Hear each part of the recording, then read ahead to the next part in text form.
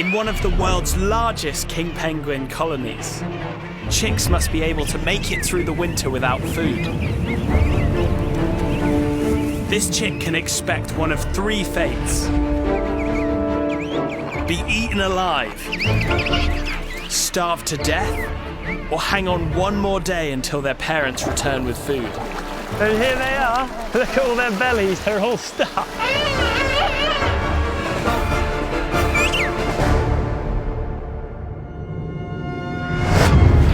How is it possible that life can come back from the dead?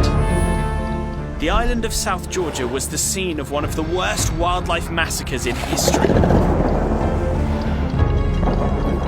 Species driven to near extinction, the whaling stations were abandoned. This is an awe-inspiring story of how, if given the chance, nature can bounce back on a scale you're not going to believe. My name's Bertie Gregory and I'm a National Geographic wildlife filmmaker. This is Resurrection Island.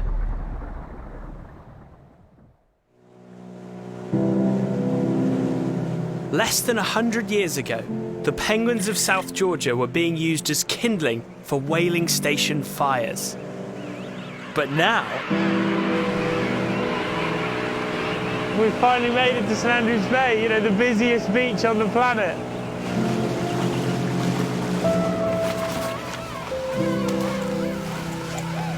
It's funny, when you read about king penguins on paper, you know, you read they dive to 300 meters, 1,000 feet in some of the roughest ocean in the world. And then they come back to here, this kind of blizzard, snow-covered mountainous island to breed. And you meet them and they're just totally unfazed. Hello.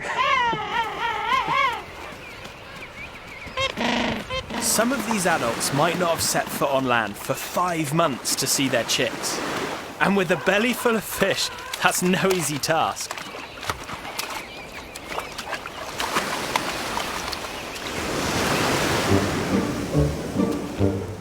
The worst part is over.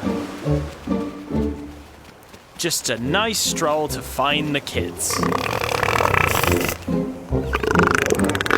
Great, a blubbery roadblock of elephant seals.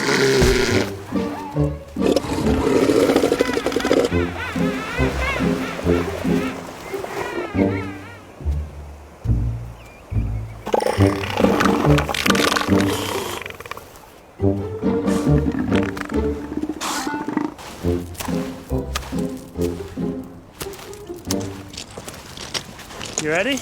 Ready. Here we go. Oh.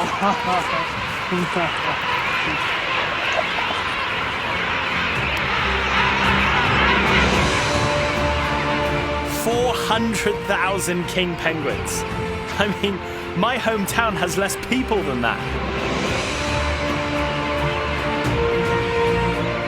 In a way, it's like a city. It looks, to start with, like just a mass sprawl of penguins, but it's almost organised. I mean, you've got that big swimming pool in the middle, prime swimming for a little wash when you're all stinky.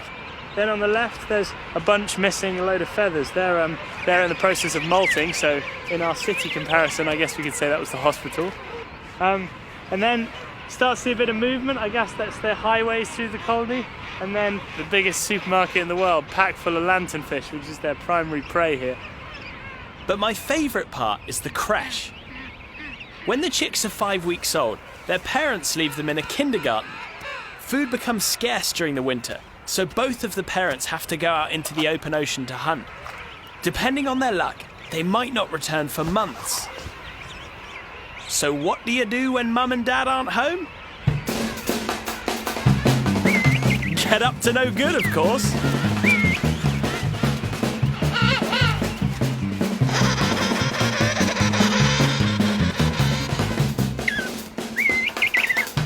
They just have the most amazing fluffy coats. I think with good reason. The adults take over a year to raise the chick, so the chick has to sit here during the austral, the Antarctic winter. So imagine sitting here in blizzards and ice and snow, waiting for mum and dad to bring you food. I mean, I can't feel my fingers, so I kind of wish I was in his coat right now. The parents' absence and the brutal weather conditions make the chicks vulnerable. And that's what the giant petrels are here for.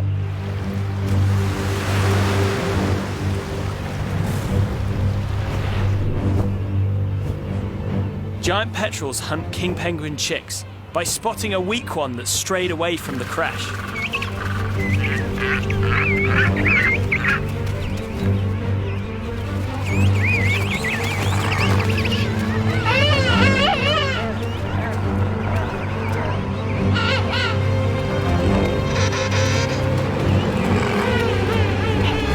Luckily this time, they have strength in numbers, and the giant petrel can't single one out.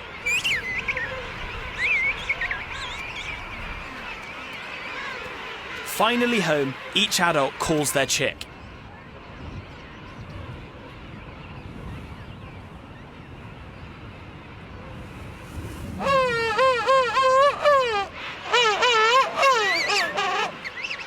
And then the chick's like, all right, enough with the showing off, now give me some food.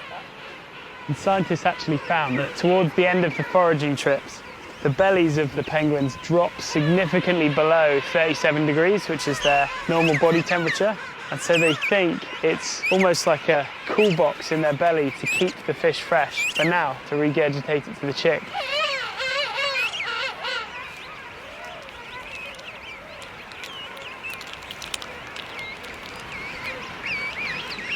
Oh, you totally saw the food come out.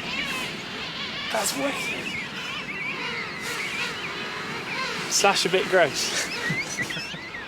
Now that the chicks have had a few mouthfuls, the adults need to go back to the ocean and start again. If only it were as easy as that.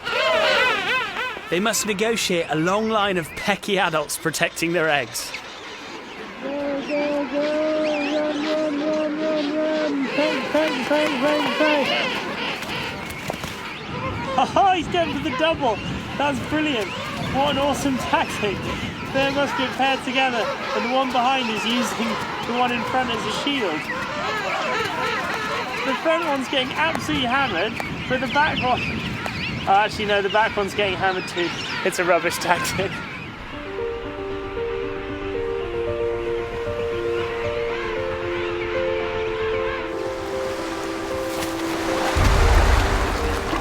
And there they go. Back out to sea, off to get another belly full of fish for their chick. And to think that, you know, such a clumsy bird on land can then dive to 300 meters, 1,000 feet is pretty spectacular.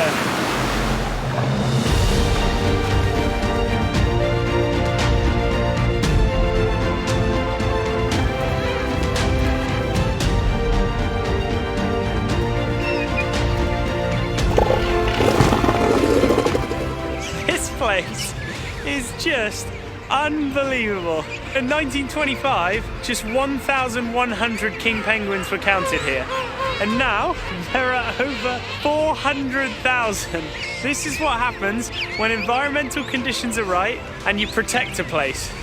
And if this isn't justification for looking after wild places, then I do not know what is.